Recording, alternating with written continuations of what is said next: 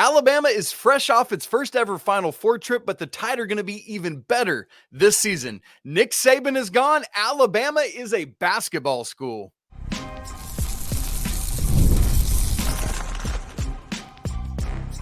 You are Locked On College Basketball, part of the Locked On Podcast Network. Your team every day. Hey there, what's up? Welcome into the Locked On College Basketball Podcast, the only daily national college hoop show out there.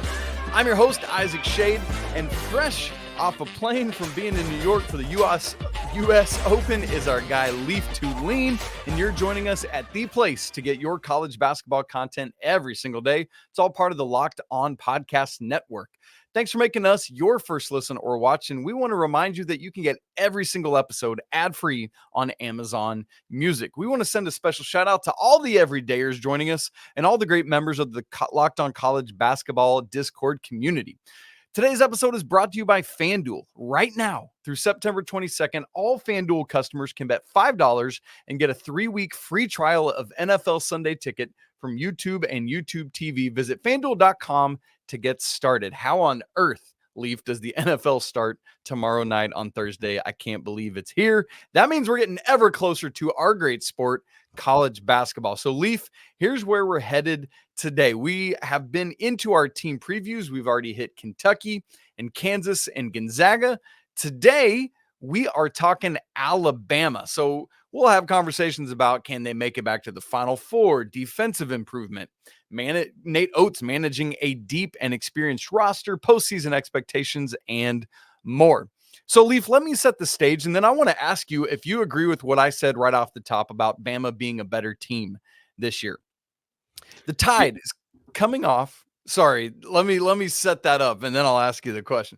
The Tide is coming off the program's first ever Final Four appearance, oddly enough, the year after they were the nation's #1 overall team. A bit of a shaky season last year, largely because of defensive indifference. They were 25-12. Second in Ken Palm in offensive efficiency, 111th in defense. They were 6-5 at one point last year in the non-con schedule, lost 3 of their final regular season games, finished tied for second in the SEC, lost in the first round of the SEC tournament to Florida. They took a 4 seed into the NCAA tournament where they ended up beating Charleston, Grand Canyon, North Carolina, and Clemson before falling to UConn and their inevitability. Leaf, this team returns National Player of the Year candidate Mark Sears. They've added some defensive rim protection in Cliff Omoruyi. Are we truly looking at a better team than last year's Final Four team? I think certainly. Does that mean they go to the Final Four? Not necessarily. Right. But I said so many times last year, even when Alabama was cruising in the tournament, that last year the team with Brandon Miller and Noah Clowney and Charles Bediako was better than the Alabama team that made the Final Four. I agree. It just happened that they lost. Like they played a team that was tough and physical, and they had a bad scoring night. This team gave them the previous year's team gave them a chance to win every game because their offense was so good. That's right. And if they got good defensive performances, they could win against anyone in the country. And that's what we saw throughout the season. They had leads against Arizona, blew it. They played Creighton closely, they lost. They played Purdue closely, they lost. You saw all season that they were threatening good teams and they'd play with them, but they wouldn't win. And it was because of their defensive inefficiency. Like they were poor defensively. So this upcoming year's team is better because they have an anchor defensively.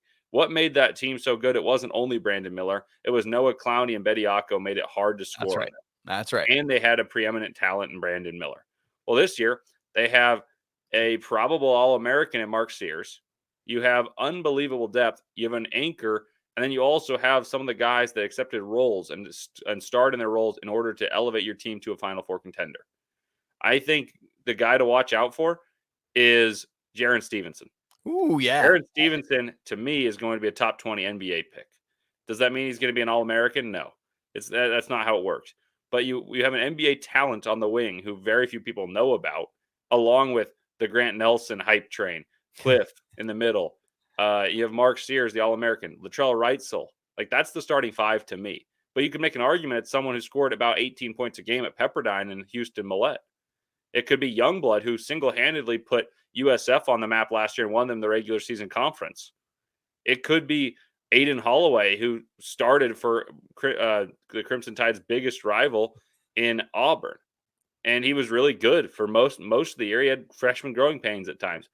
So they've got that many good players, that many guards. Yeah, this is a better team to me.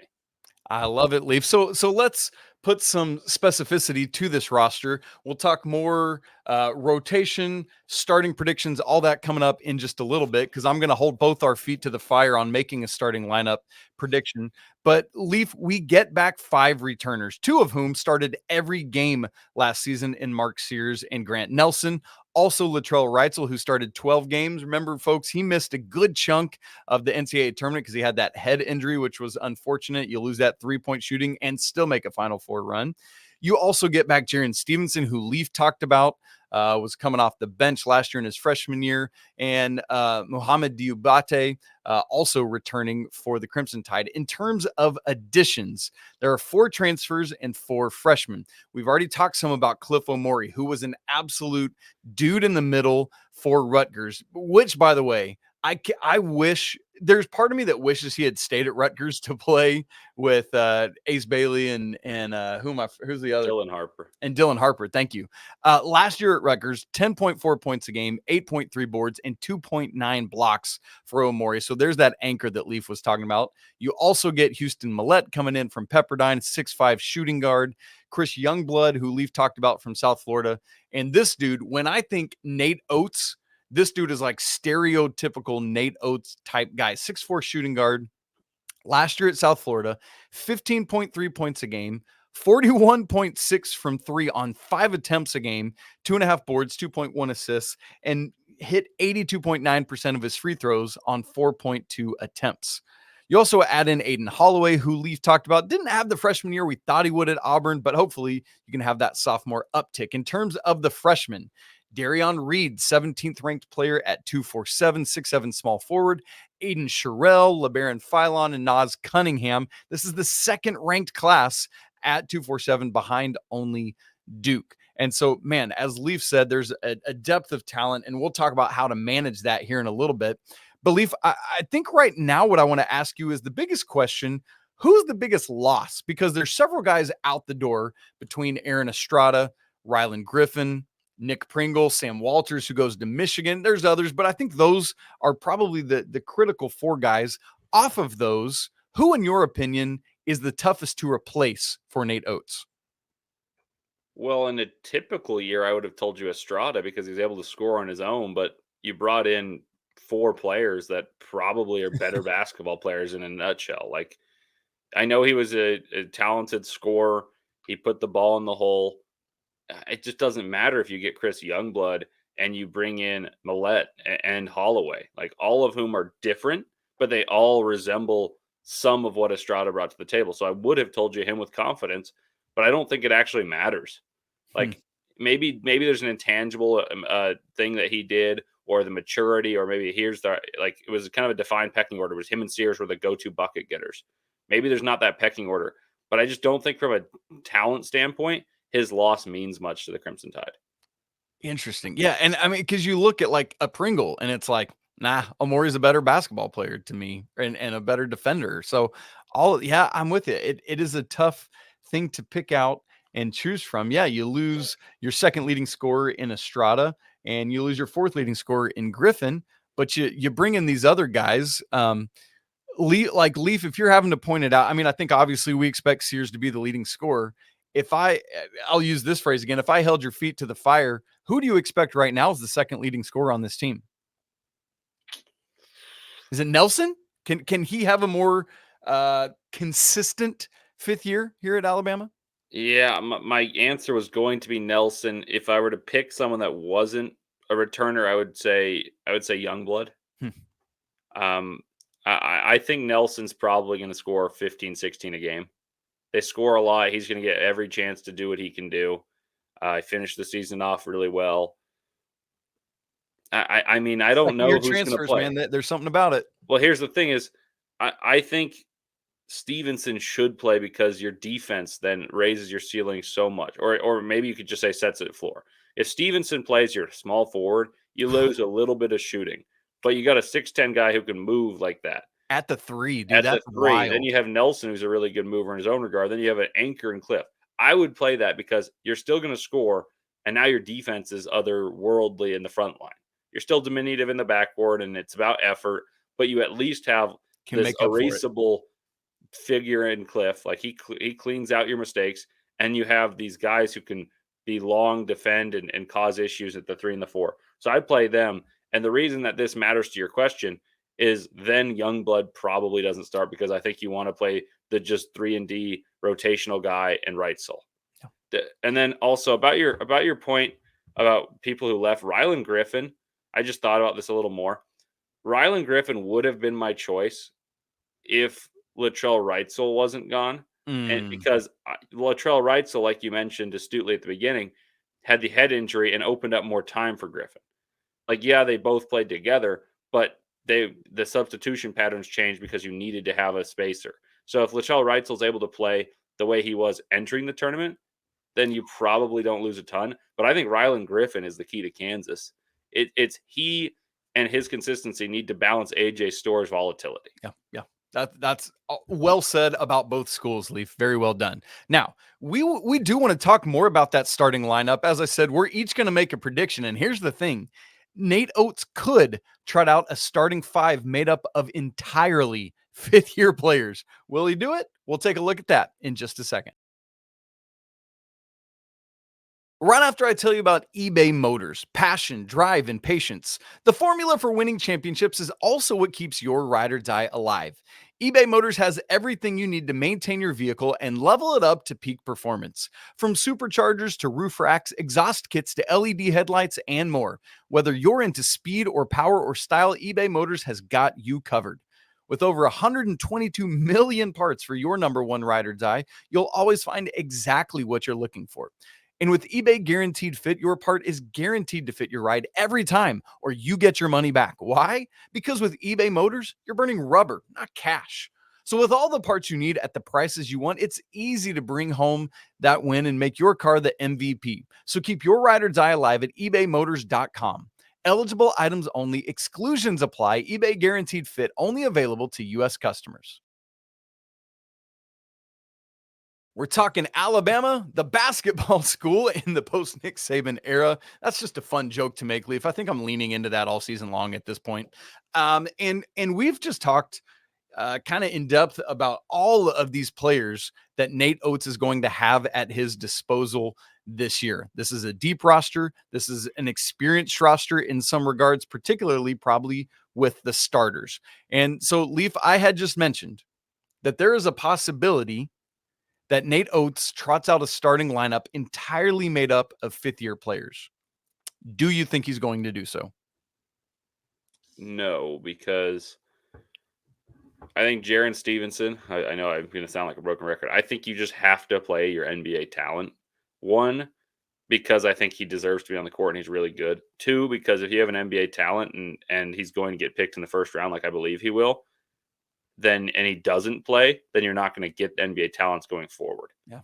And I don't love the way that coaches feel beholden to that. Like I've often criticized Calipari. I can't stand when he plays at Kentucky and he has these great teams lineup wise, and he just doesn't play the players because he promised other players. Like it was clear as day who he should play in numerous of these years where they've underwhelmed, Including last year. But that's not even like the worst of it. Like at least it was like, oh, okay, you have these players that play one style. Now you have these like change of pace guys, and they played more minutes. I digress, but it does matter. Like it does matter to the success of NBA talent. You have to utilize them well to get the guys in the future.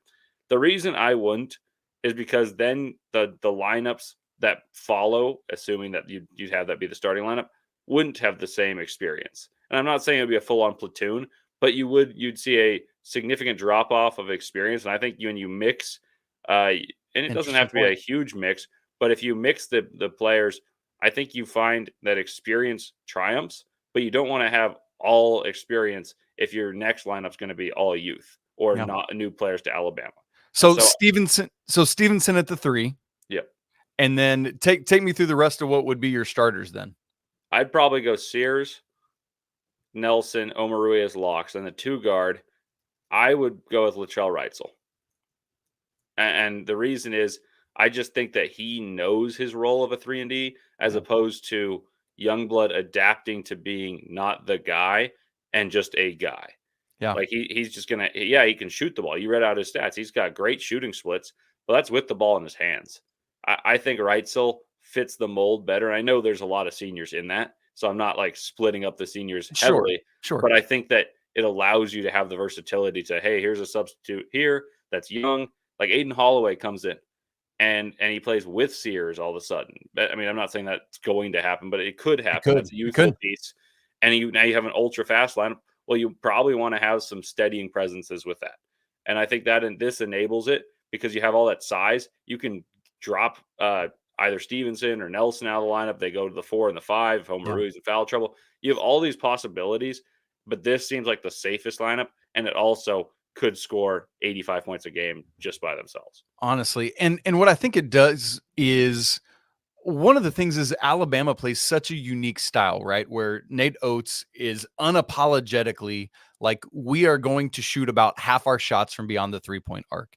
And so from having Sears, Nelson, Wrightsell, and Stevenson, you make sure that you are getting that DNA onto the court of Alabama Crimson Tide basketball from the jump.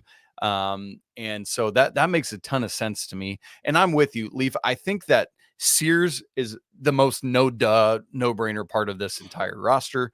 Omoruyi and Nelson, I think, are guarantees as well. The question marks for me would only be at 2 and 3, but I'm with you in Wrightsell. I think that makes a ton of sense. And I have Youngblood in mind, making it an all 5-year starting lineup. But man, I hear that argument you're making for Stevenson in a big way. And that wouldn't shock me at all, especially in a year where you are trying to come back from a defense that for the majority of the year was an absolute sieve, right? Just letting everything through. And so I hear that argument. Now, beyond that, you're starting to get into it there, but the lineup combinations, as you think about what Coach Oates could trot out here, are insane to me. And how do you think he goes about figuring that out, Leaf? Do you think it's more of a matchup dependent thing based on the opposition? Do you think it's dude, we've just got so many wrinkles we can throw at you, we're going to keep you guessing? How do you think that Coach Oates deploys those various lineups, or maybe even hypothesizing on some of those lineups themselves? The thing about it to me is you have your known commodities, and I think there's a 100% chance Sears and Nelson start, and I'd say it's about a 99.9% chance that Cliff Omoruyi starts. So now you have your 2 and the 3, and I think you could move Wrightsell to bench, and I feel like he's got the maturity to handle that. Yeah, but I just think he fits the pieces the best, and so the reason I go Stevenson, like I said, is he just moves your baseline up so much because defensively you'll be better. And I think he's their most talented player on the roster. Like, it's just from watching basketball, you won't see it in the stats reflected. You're not going to see it in terms of 20-point games. But when you watch him play basketball, he looks the most like an NBA player. He makes things happen, man. Yeah. He makes things happen. And all of a sudden he jumps from a 28% 3-point shooter to 33. And that's not even that crazy of a jump, freshman to sophomore year. Honestly, I wouldn't be surprised if he's higher. And you're like, wow, that's a top 15 pick playing on Alabama, and he's their 5th leading scorer. That's what a real NBA team is. You know what? A real championship contending team is. You know what UConn had? They had the number 4 pick in the draft be their 5th best player for most of the season. Like that's legitimately the truth. Stephon Castle was not as good as Newton, was not as good as Klingon, was not as good as Caravan, and you can make a case he was 4th, but I would say 5th for most of the season. So you look at that, and that's what Alabama could trot out there. That's why I'm so steadfast in believing in Jarin Stevenson as the solution. But I wouldn't mind a Chris Youngblood and Latrell Wrightsell. You're not lacking for size. Yep. Wrightsell would become the true 3-and-D and try to balance out the explosivity of Chris Youngblood, who would be replacing Aaron Estrada. And frankly, if you put them in a vacuum, he's probably a better basketball player than Estrada. He's a little bigger. He scores a little better. Yeah. And it's just about efficiency. So I don't have an issue with the opposite. I just think it's safer and potentially better for your championship success chances which is what the goal is. It's no more, oh, we made a Final Four. That's great. No, it's win a championship or bust this year. Like, that's truly what they believe. That's And right. I think Stevenson's the answer. Well, you guys, this is clearly an insanely deep roster. It's going to be very interesting for us to watch this year. And Leaf is going to be a storyline for us to talk about. How does Coach Oats manage it all? How does he find enough playing time? Do the freshmen understand that, you might not be seeing a ton of minutes right now, but obviously with all this experience, man, hang out and you're going to have a big chance and a big opportunity in the 25-26 season. If he can keep that intact, that'll be a good thing. And hopefully these older, more mature guys can help those younger guys understand how to play that kind of role well. And it'll be interesting because, Leaf, I think we've seen so much in the last, half decade or so, get old, stay old, especially as we have transfer portal and COVID eligibility has been a critical thing to success season long and in the postseason. And it's interesting contrast. I mentioned like Duke has the number 1 recruiting class in the nation per 247, and they'll be relying on, their most talented player to be someone who should be a high school senior. How does that balance play out this year? That is a storyline that is really intriguing to me. What are your thoughts on that experience versus, say, like Duke with relying on some of that inexperience? Well, Duke is in that same mold where I talked about Kentucky. You got to play and feature the guys that you get, or you're not going to get them. Yeah. I think if Duke and Alabama play, Cooper Flagg, it belongs, and he does. And it doesn't change anything about relying on a young player. Alabama just needs to find its Alabama identity. Like, you talked about what Alabama does. Okay, let's lay it out for people who don't know it as well as we do. Sure, thank you. It's essentially they score the ball by shooting layups and threes. It's the extreme of analytics. The only player on their team last year that shot mid-range shots was Aaron Estrada, because that's his game, and even that was discouraged. And there's volatility. They miss a lot of threes. If you miss a lot of threes, you can lose a game. But the reason they lost those games wasn't because they shot a lot of threes and missed a lot of threes. It was the defense. Because they didn't play defense. That's right. So they would still, even by missing a lot of threes, score enough because they'd play fast enough, get enough possessions, spread you out, attack closeouts, get to the rim, kick out, shoot threes. Eventually they start to go, and they had the most like hot spurts. They'd go on 10-0 runs like it was nothing, but then they'd go cold and give you up the 10-0 run. So this year it's about a little more consistency, and they're still going to shoot a ton of threes. They're still going to get you the same numbers. The only way that I think they struggle is if Stevenson, Nelson, and Omoruyi are all shooting terribly. Omoruyi's not going to shoot them, but he's going to be on the floor. So if they're all shooting terribly, then you have to make an adjustment. You say, okay, Latrell Wrightsell is going to play a 3. Now Youngblood's going to play a 2. Houston Mallette can play in there. And they have the ability to do so. So what has to be managed is just egos. Yeah. It's saying, well, it's nothing personal if you don't play as much this game. It's matchup dependent. Yeah, they should have a starting lineup. I think that's consistent, but it shouldn't mean that the rotation is consistent and just like pre-earned. It's got to be earned throughout the season and throughout the games. So I would say it reminds me a little bit of Steve Kerr. When I was 15 years old, I thought Steve Kerr was the most overrated coach ever. And here's why. Because if you gave me the team to coach, I would tell you Steph Curry, Kevin Durant, and all these players, it doesn't matter who's on the team, they're going to win the basketball game. Like, I could coach it. Well, what he did well is he probably treated the egos well. He dealt with what could have been an internal blow-up that happened later between Draymond Green and Kevin Durant. That's the stuff. He needs to be a calm, good-natured babysitter at times and manage egos just as much as he needs to come up with tactics on a basketball court. That's what Alabama needs. Kansas needs it as well. Like, when you have this much depth of talent, that people are going to be disappointed because they could be a 15-point per game scorer on other high major teams that are in the top 25, but now they're saddled on the bench. That's hard. That's the issue this year for Alabama, not the actual coaching.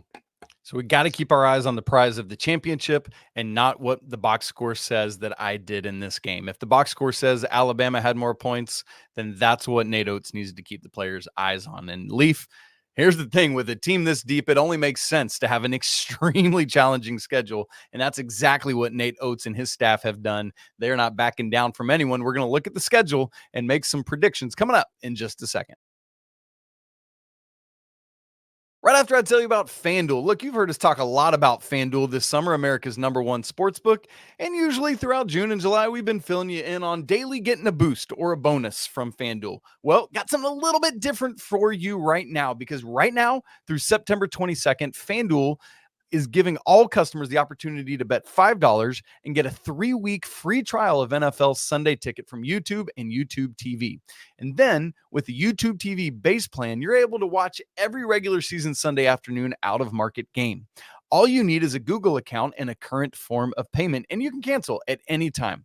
How about some odds from FanDuel? We're talking Alabama, so let's look at the Wooden Award odds. Hunter Dickinson from Kansas leads the way right now at plus 550, but Mark Sears is right behind, tied with RJ Davis of North Carolina at plus 600. From there, it falls off to Caleb Love of Arizona and Janai Broom of Auburn at plus 1600, followed by Marquette's Cam Jones at plus 2200. If you want to get in on that Wooden Award action or anything else, visit FanDuel.com/locked-on to download America's #1 sportsbook.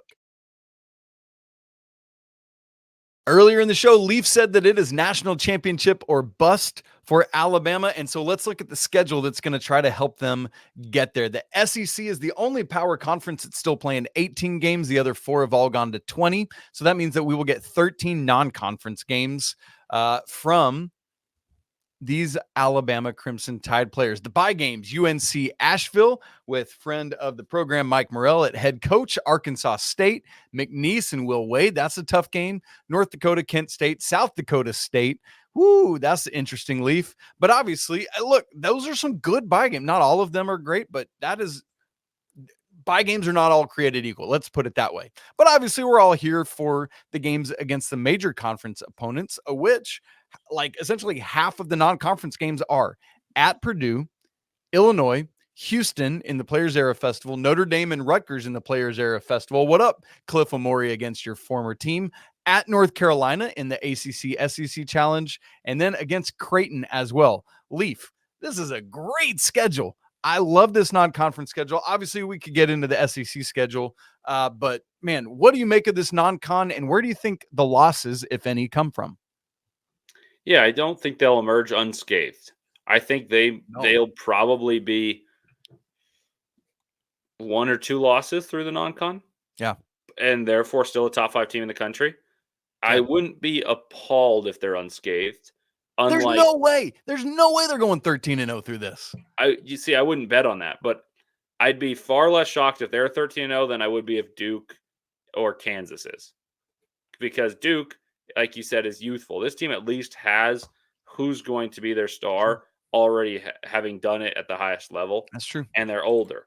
That's where it factors into me, more early in the season than late in the season. And then you talk about late games, I agree. But that's almost semantics to this point. So I don't think they end up undefeated, but I don't think they're going to have more than 1 or 2 losses, which is surprising because we just mentioned a litany of good teams. I don't think Creighton's the team that they were last year, but they can score, so we'll see. I don't think that you look at like Rutgers as the true threat, even though they have all these talents. I think of a fascinating game, but I don't think they're all that great. So I think some of these teams are bigger in brand name. Granted, like Creighton and Rutgers aren't the greatest examples, but they have this cachet now. Yeah. And I don't think they're as good of basketball teams. So I think it looks more daunting than maybe it actually is. Oh, I hear that. And I think there's a lot of validity to that. Houston is obviously going to be very difficult in Las Vegas, and true road games at Purdue and at North Carolina. Those to me are probably the 3 most likely trip up spots, those 2 road games or Houston as we're looking at it. Illinois is going to be interesting. I don't know what to make of them yet. And then obviously we've got a heavy SEC schedule. Leaf, as I've looked through this, the point that stands out to me as the toughest kind of stretch here is at Arkansas, at Texas versus Auburn. You're at Mizzou. Could be interesting. And then you host Kentucky. I mean, that is a tough 4 out of 5 game stretch there that could kind of determine where the Crimson Tide ultimately fall in the SEC standings. But Leaf, when it's all said and done, where do you think the Alabama Crimson Tide, what seed do they get in the SEC tournament? Basically, do they win the SEC regular season or not? I think so. I think the SEC has about 10 teams that could be in the tournament, but I think there's a drop off between Alabama and then this like second tier that contains 4 other teams. Who would that be? Let me guess who you've got. Do you have a 4 in your head? Yeah, I've got 4 or 5 that are kind of 10 through 16-ish. Okay, I'll say Tennessee. Yep. Auburn. Yep. Arkansas. Yep. Kentucky? Nope. Okay, yeah, that was man. Texas? No, they're close. They're like, I know they would be third tier for me, right behind that. I got Texas. Florida. They're the closest. They're like 18 for me. I got Texas A&M. Oh, of course, yes. Good grief, Isaac, man. Okay, I mean, you bring back experience. I like Buzz Williams. I think that'll be a good team, but more consistency from Wade Taylor, please. Yeah, but I mean, the fact that Wade Taylor's there is why I have him there. Like, you expect that type of player to be a pro, and he's still at Texas A&M, and he's going to put up 20 points some nights, and it's going to be horrible efficiency, and the next night he's going to score 40. And that volatility is not holds them back, but it means they can be that good. And then about their schedule, yeah, I think they're going to have trip ups, no doubt about it. I think the SEC is going to have a lot of losses. They're not going to be unblemished through that, and they're probably not unblemished through the preseason. I don't want anyone to misinterpret me saying it's possible. Right. I think North Carolina's the team that's going to beat them, because it's going to be, hey, we should have been at the next stage of the tournament, despite a bad finish to the like. You saw RJ Davis go cold. You saw Elliot Cadeau struggle. They're going to be so motivated for that game. That's the one I think is the one I'd put my thought on. Okay, here's an upset. Like, I mean, it's tough. Actually, I was looking at Torvik earlier at kind of their schedule, and I think North Carolina at Torvik is actually favored in that game. As they should be. That's the game I would point Carolina as the favorite, because they're going to care so much. Houston is the most interesting one, because it's such a diametrically opposed play styles. Yeah, the way they'll play is so different, but I don't think Houston has the horses this year. Yeah, Jamal Shead meant so much. He meant more to any team in America than any other player, including Zach Edey. Because if you lose Zach Edey from last year's Purdue team, yeah, they're not going to go to the Final Four, not even close. But Trey Kaufman-Renn this year is going to score 18 a game. There is no one on Houston's roster that had a chance of doing what Jamal Shead did. Yeah. Leaf, let me put it to you this way. You said it's national championship or bust for Alabama. Obviously, that's insanely difficult to do. So let me ask it to you this way. Alabama's postseason run is only a success if, or maybe the negative is how you want to look at it. Alabama's postseason is a failure if they don't what? Okay, I got to think about how to phrase this. Okay, I think Alabama's postseason run is a failure if they don't make the Elite Eight. Okay. And most people will be like, well, you just said championship bust. That's the way they should think about it, but it's just too hard to say that they're going to too many variables. They're going to win 6 straight games. That's right. So I would say the Elite Eight or Final Four, and that's a high standard to set. Like, how many teams can you actually say that's the standard for? That's a realistic expectation. Exactly. Yeah. And so I think that's what I'd say. I don't know what the standard should be. I think they're going to have times where they lose games on the road in the SEC, and you're going to be like, well, are they really contenders? Yeah. The thing is, they just need to up their defense from 111th, I believe it was, to 45th. And I think they can be top 20, actually. I think they can be top 20. And you know what they were great at the year that I thought had a better team with Brandon Miller, Noah Clowney, and Bediako? They were great at rebounding. Just become a monster on the glass. Give yourself extra opportunities on offense and clean the glass on defense. And this team just eliminates so many potential upset bids. Doesn't mean it can't happen, but it makes it so much harder if you give yourself more possessions than the opponent. Yeah, they were 12th in the nation that year in offensive rebound percentage. And they play the same electric style where they shoot a ton. Like, that means they've got such a good chance. So it's taking care of the little things, but I would say Elite Eight and beyond should be the expectation. I think that's the perfect place to put it, Leaf, because just saying making it to the second weekend doesn't seem strong enough, but also Final Four, as you said, just too many variables. So I like that Elite Eight or bust at a legitimate expectation level. Well, folks, we all expect Alabama to be, if 1 or 2 in the AP preseason poll. I think it's probably them or Kansas when that all comes out. And so very excited to see that. Leaf, it should be a great year in Tuscaloosa. And we will see if Nate Oats can indeed put together back-to-back Final Four runs in what is guaranteed to be Mark Sears' final year. Folks, if you're not subscribed to our show on both video and audio, make sure you do that so you don't miss any of these previews or conference previews that are starting up this coming Friday with Andy and I. If you're not part of the Locked On College Basketball Discord, where, baby, things are heating up, folks are talking in there all the time. It's a great place to be. Free to join, and the link for that is in the show notes. As always, we want to say apologies to the Lawyer family. Let's go Wildcats, and until tomorrow, peace.